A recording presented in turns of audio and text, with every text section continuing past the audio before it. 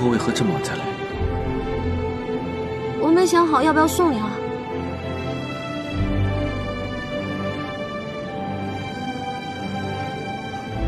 野外行军赶上雷雨天气，莫要骑在高头大马上。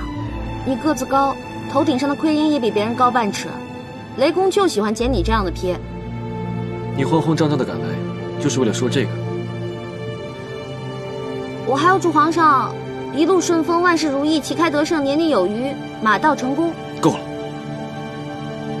此次朕走了，不知何时才能再见。你会舍不得朕吗？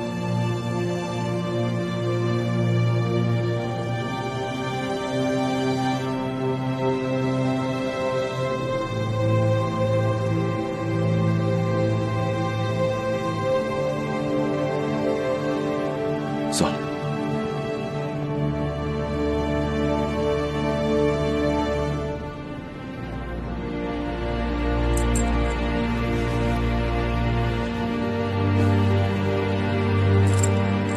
撤！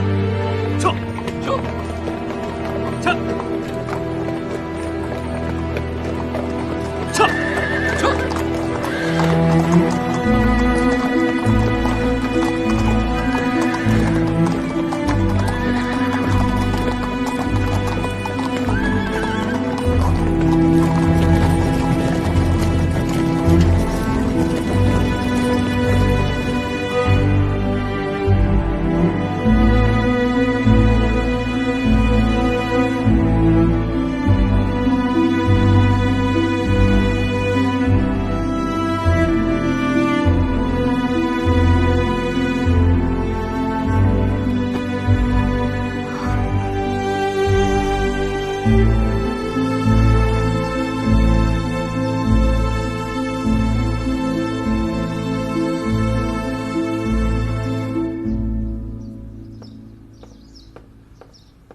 娘娘，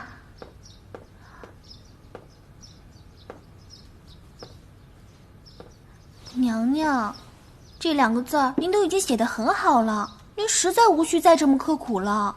不行，今天晚上我必须要把这2个字给练好。自打皇上走后，您天天写他的名字，奴婢真的觉得你已经写得很好了呀。自打齐胜走后，我这心里不知道是悲还是喜，总觉得空落落的，也不知道自己应该干些什么。娘娘，您每天除了练字，就是变着法的往太皇太后那儿跑，奴婢实在是觉得不正常，奴婢有点担心您。在这宫里，要数齐胜和太皇太后关系最好，如果他写了一封家书什么的，肯定会写给太皇太后的，所以我才每天去缠着他老人家，想探探口风。娘娘，您看您都快魔怔了，要不我们想点别的事情做，转移一下注意力。不行，我今天还要去趟圣明宫，万一有消息了呢？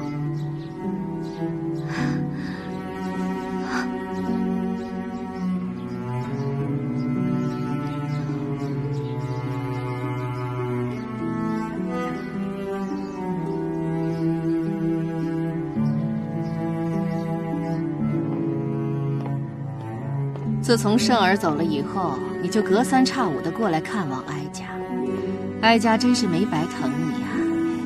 无论皇上在不在，我都会跑过来在您跟前尽孝的。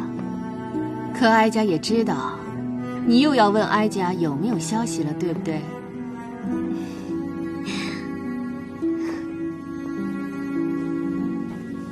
哀家没有圣儿的消息，你呀，就是太过担心圣儿了。我也没想到现在会是这样的心情。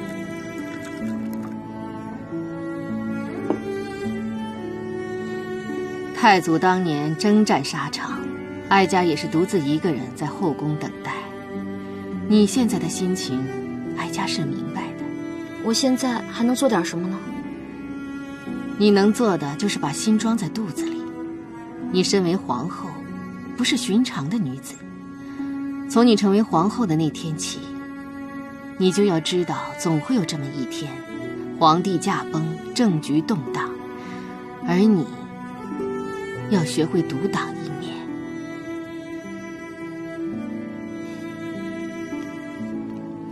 好了好了，哀家就是随口一说，凭我圣儿的本事，一定会率领我南下大军，凯旋而归。是。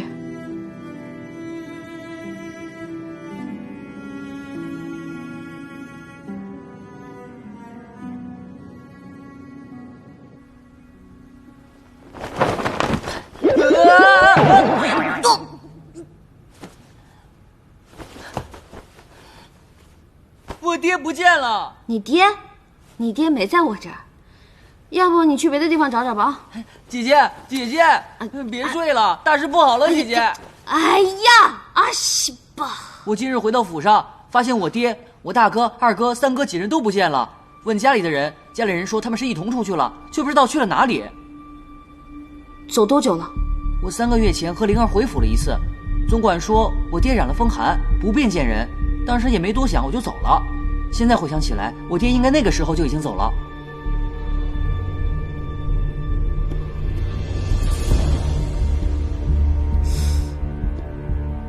难道是九王把杨玉叫走去谋反了？